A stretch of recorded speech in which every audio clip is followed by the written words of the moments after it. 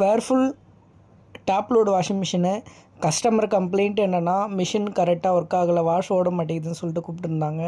போயிட்டு செக் பண்ணி பார்த்ததில் டைமர் ஃபால்ட் ஆயிருந்தது.